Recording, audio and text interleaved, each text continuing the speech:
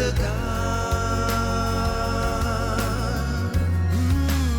Praise you with our family, with our family, under God, families under God. Welcome to this program, Families Under God, on Hope Television. It's a joy for us to be able to minister to you. And once again, Njeri is going to be interviewing a guest, and I know as you sit and watch the interview, you will be blessed to see God at work. Indeed, God is always at work, and God is never in the past tense. God is always in the current. God is, God is, God is, and God is at work. And that is why we have such a viable, wonderful testimony. And I know that it will bless your heart and the hearts of many people. Let me remind you also that we meet here every Thursday, 12:30 to 2:30. May God bless you as you watch the program. Families under God. Good evening. It's so good to be with you.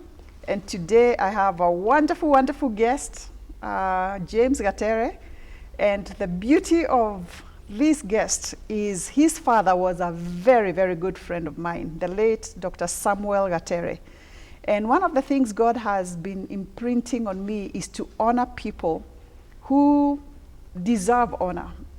And Dr. Gatere passed away while I was in the US. And so when I came back, one of the things I did was I asked James's wife, Bernice Gatere, who's a good friend, to take me to the graveside, where I went just to, and my mom was like, why are you going to the graveside?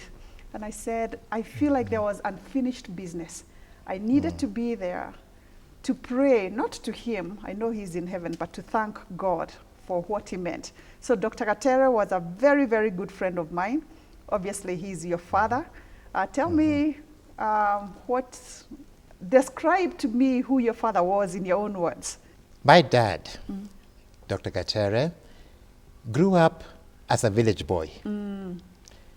But as a young man, he gave his life to Christ, and that transformed him. Okay. He came to Nairobi as a Christian. He speaks about the time when he used to stand up for Christ, even during the Mau Mau time here in Kenya. There was a time, in fact, he had been sentenced to death by the Mau Maus because he had stood as a Christian and was saved by his uncle, who just sent him to the shop and told him, don't come back. And he'll give his testimony of how he stood. He was a man who was determined to become a doctor after seeing an experience of when he was unwell and seeing a black man in a white coat treating him. Which was very rare those days. It was very rare. And he got Was that in Nairobi or? That was in Tumutumu. Okay, that is the village where he grew up. Yes. Okay. And he got that image, that vision, that he wanted to be this doctor in a white coat, treating people and making them well. And so he went out to become a doctor. But he had to go back to high school because he had not finished his high school and got a scholarship to do high school in the UK. Wow, you've jumped. How does a village boy come to Nairobi and get a scholarship to go to the UK? How did that happen? He came to Nairobi, okay, looking for opportunities. Okay. And he got an opportunity to join Kenyatta Hospital, and he joined the hospital basically as a small technician, cleaning up their bedpans and things like that. And it's from there and his interest in the medical field being seen when he was in the hospital that he was able to apply and get a scholarship to go back to high school. So he must have been a very diligent worker for them to notice him. He was a diligent worker. Yes. He was a bright boy. Yes. He was a bright man. And he was a hard worker. And also being a Christian, and his testimony helped a lot because he was able to be eloquent in the way he talked with the others and shared about Christ. And his English was good. And so he was able to help even being an interpreter to others. And that helped him get along very well with the different people that he was dealing with. God never takes anything to waste. No. The fact that he had stood up back home, even against the Mau Mau fiercely, God uses that when he comes to Nairobi to make him still stand out by speaking to the point where they notice him. And it's amazing, we've talked about excellence. So wherever you are, be excellent. You don't know where that will lead you. True. Okay, so he's noticed, he's sent to high school. Sent to high school in the UK. He did his high school. Which years is this? What are we talking about? The 60s? He went to the UK in 1961. 61, just before independence. Just before independence. Okay. In fact, he went on a British passport. Wow. And he was in the UK until 1967. Or Ah, 68. James, I know when you were born. I was, So I'm thinking, you were born around that time? I was born around that time, but I was born this side. Okay. So when he went to the UK, he left my mother expecting the two of us, me and my twin brother.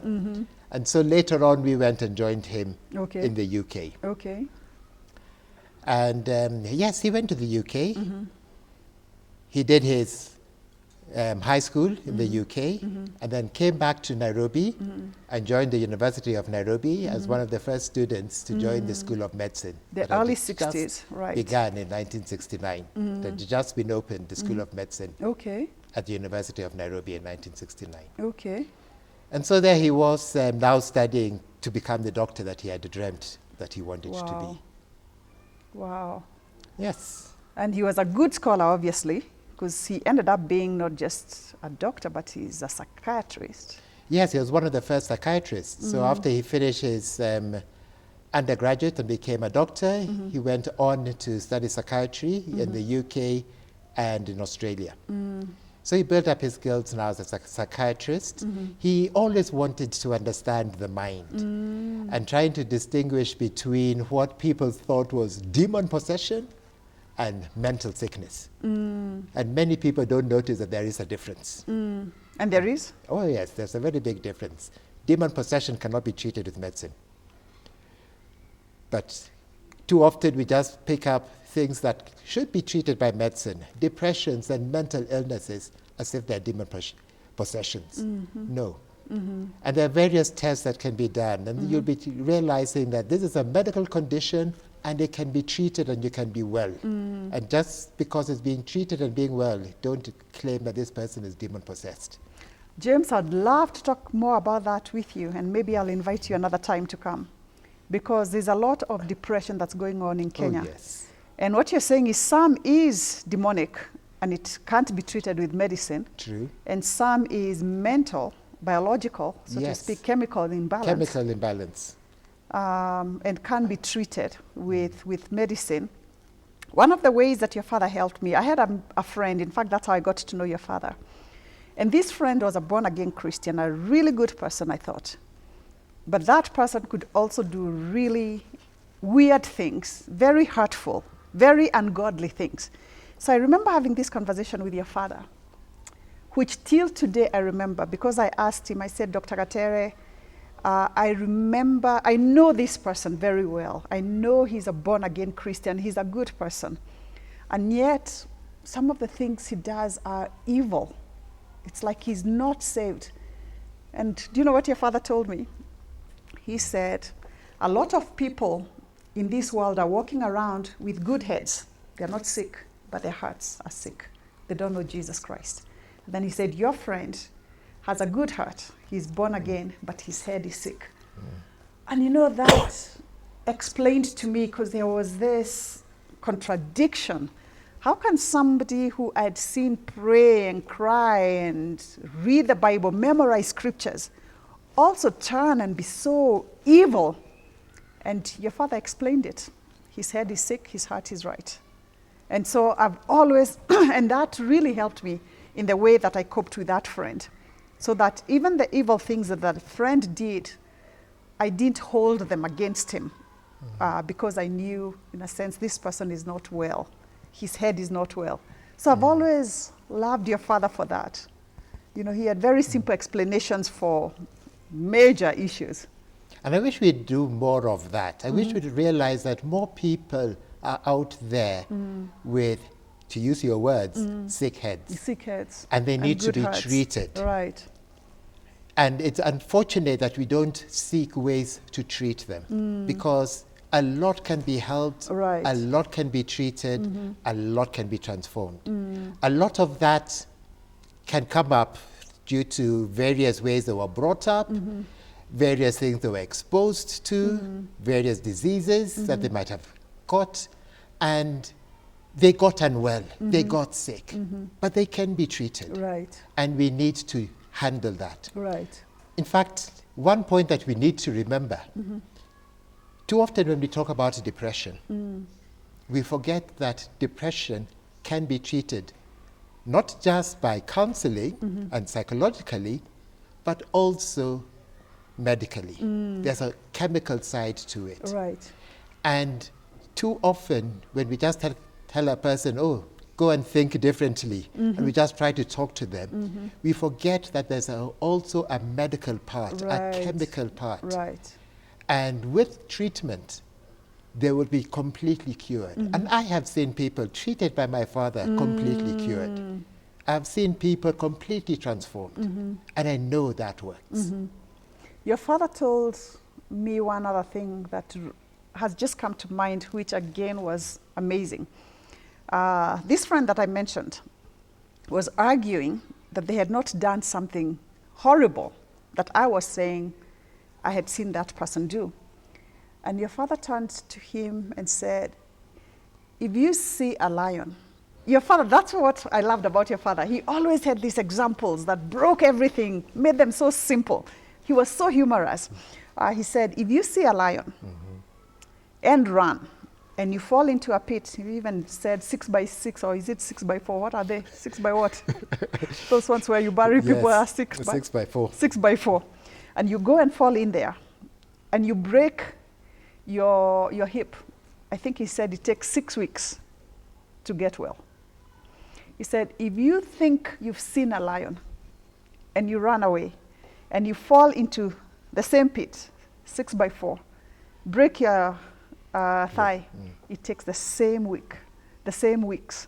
So he said, whether the cause was real or imagined, the damage is the same. It's the same. And so he says to this person, what you're doing, even when you think you're not doing it, the damage is the same. I was like, wow. Because you know, you could keep arguing, did I say it? Did I not say it? And your father was like, you know what? The damage is still the same. So he was, and James, God willing, will come back and we'll talk about that. You see the way I'm talking about him? When I would visit him, and I would call him outside his office. I don't know whether you even knew about that, because we were in college at the same year. And I don't even think you knew how close your father was to me as a friend. We'd go out for lunch.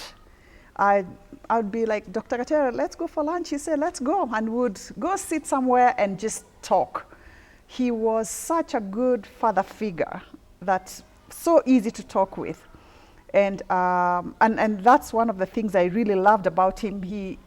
He would say, Njeri, I'm doing this and this. I'll see you at this time, and we'd go for lunch. Now, that was what he did with me as a friend, as a father figure. A lot of the men of your father's age have reputations of being wonderful with outsiders. And then you hear he's a tyrant at home. How was he at home? How was he at home? Okay, first of all, initially as we were growing up, we knew a man who used to come very late at night and wake up and take off very early. And that's why none of us ended up being doctors. We did not know at that time that he was doing 2 jobs. Okay. Not only was he a student and then working as a doctor, but he had also started a transport business that actually was the one that paid our school fees. Oh, he So owned he- matatus, he or owned when you say taxis. transport, that's what comes to mind. He owned taxis. Taxis. And that time it was a matter of bringing in taxis. And there were a number of taxis that he owned. And he drove it himself or drove something. himself. Right. And then he got others and he got other people to also drive, so that the time when he was in class, they would be driving, but at night he would be the one driving those taxis, even carrying his own fellow students. And using and driving taxis and getting into that whole transport business from taxis is a thing that was his side hustle. But also, as he grew up, as we grew up, he would take us out. He would take us to different places where he was speaking. We learned, for example, I learned how to drive very early. And he would call me to drive him to those various places. And in so doing, I'd be listening to his different sessions. Talking about driving early, James, I remember, because we grew up at about the same time. Yes. I remember it was the talk, James can drive. How old were you? Because you drove way before the rest of us. I had an interest in driving, but my father kept me away from vehicles until I was old enough. And so I managed to get my driving license just before I turned 18. Okay. And then he made me drive a lot. He requested me to take him to all kinds of places, far and near. And because I liked driving, it was a good way to get me to go with him. And so we drove all over the place. And why was he going from place to place? Many speaking engagements. Okay. Whenever he was a there very was popular speaker. Whenever he'll get a speaking engagement, he would go. He would not charge. He did not believe in charging for the gospel, so this way when we hear of preachers charging people to go and speak, he didn't charge. He would come and share the gospel. He would share, his approach would always be different. And the unique things in the way he would go about sharing what you would have read in the Bible, and you start hearing it and learning it from a different angle. I agree with that. Were you at the Intercontinental Hotel? What year was that? In the late 80s, I think, when he talked about the parable of the Good Samaritan. Yes. Do you remember? Yes, I remember that. When I wrote on Facebook that I had gone to visit your father, and there were pictures, and I said, in honor of the late Dr. Samuel Gatere, somebody in the US, her name is Mbugua, remembered your father talking at the Intercontinental about the parable of the Good Samaritan. Because he said, and I don't know whether you want to say what he said about it or you want me to say it? Yeah, when he talked about the parable of the Good Samaritan, he always used to bring up that the Good Samaritan is Jesus. Yes. The Good Samaritan is Jesus. The person who was wounded there, and when he was talking about it from the family, he said, it's your spouse. It's the person out there, and you are the innkeeper. Right. So Jesus brings your spouse to you, the innkeeper, and tells you, take care of this person. Take care of them, feed them, treat them well, take care of them. At my expense. At your expense. Jesus' expense. I mean, Jesus is going to pay for it. Jesus would say, and when I come back, I will pay you.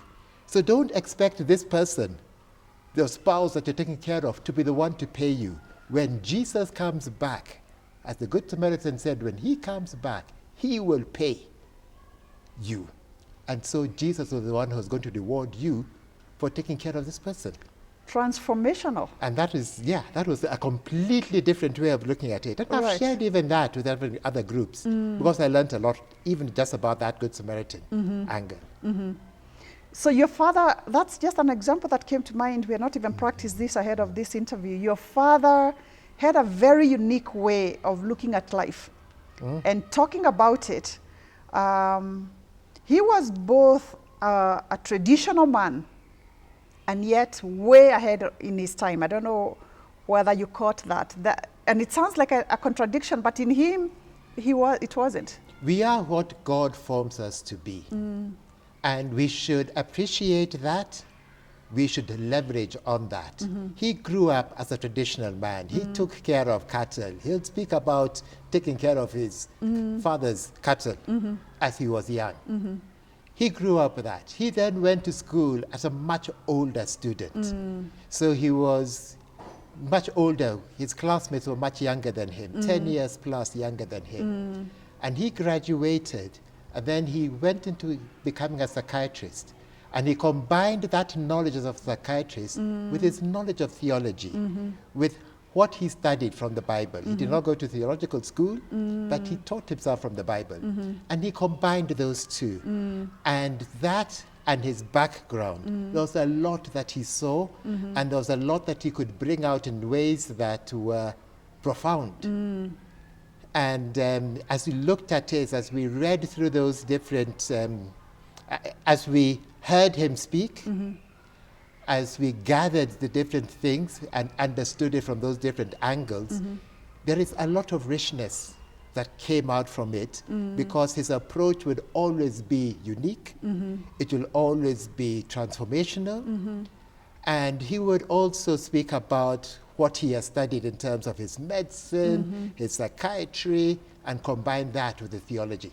And combine that with his traditional Oh yes, traditional background, which he never lost hold of. No, he didn't. I came to visit him at your home once. I think there's a Mbugua tree outside your home, right? Yes. And he points it to it and says, the Kikuyu believed that if you prayed, if there had been no rain, and they went there and prayed under that tree, there would be rain. And he said, the faith in God. And so he didn't direct me to pray to that tree, but he directed me to the faith that they had. He said, you come from a people of rich faith in God. If only we would have faith in God. Yes. And he was, and you see, back then, we kind of thought if you're a Christian, do away with everything traditional about you. That is not right. He didn't do that. No. Right. And you should not do that, because too often we are trying to do away with what has made us who we are. And he brought out that. There is a lot of what came from the past, what you'd call traditions, that we need to hold on to. And he fought against them. He would argue against them. And that's the way he brought us up. He would question different things. He would not just go along with it just because it is a tradition. He would stick and say, this is my tradition, and he would not deny that. And even as a Christian, there are many things in our tradition that we should not deny. And he would stick like that, and he would come out very clearly. He never took the oath. And there was a whole time when the oath thing was a big thing in Kenya in the late 60s. Okay, and he said he could not take an oath because he's already taken an oath of the blood of Jesus Christ and becoming a Christian. How can he take an oath of the blood of a goat? And he said no. There are some things he would say no to. So yes, there will be some traditional things you'd say no to. But there'll be other things about the traditions and the way that we grew up that you should not just say no to. The learning from your parents, okay? The spending time and the respect that you're supposed to give them, okay? The way that he would be able to bring us up and teach us the things that he had learned. Knowing your family tree, knowing where you have come from, connecting with those people, and building up that kind of a bond, the value of family. All these are things that you cannot just push away and say you're a Christian. Right. You should not leave your family and just say you're out there in ministry, because the family counts. Pull your children along. What my father taught me, I have done now with my own children. And I need to know more about that. Viewers, we've not even scratched the surface. So we are going to continue this next Sunday, God willing, in which that Sunday, James is going to tell us more about his father and also how he's raised his children and what he's doing. His father went everywhere in Kenya talking about God.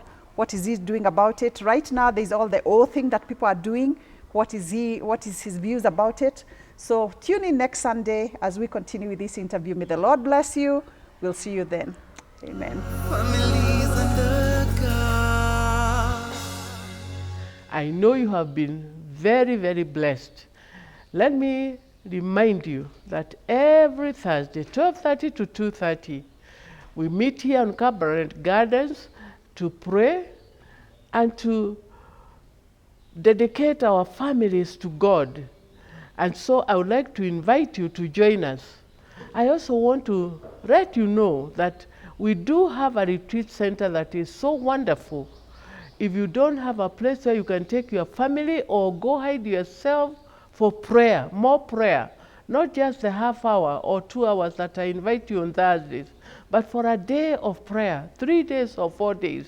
We have a retreat center on Resurrection Garden, and I know that you will get to hear and get more details, and I know it will be a blessing. May God bless you in Jesus' name. Thank you so much for choosing the Home Care Retreat Center, a place of serenity, a place of dignity, and a place of building your spirituality. We are so privileged to host you. And if you're looking for the directions coming from the current roundabout, you pass the Africa International University, and the immediate first left turn, you find that is Rhino Park Road. Go up that road, and before you get to the Resurrection Garden, you will find our premises, Home Care Retreat Center. Excited staff, serene environment, large grounds for your prayer, a place of serenity, a place of dignity, and a place of building your spirituality. Quality executive rooms to host you. God bless you, and see you there. Njia ya uzima ni wewe Bwana, hakuna mwingine kama wewe Jehova Shama.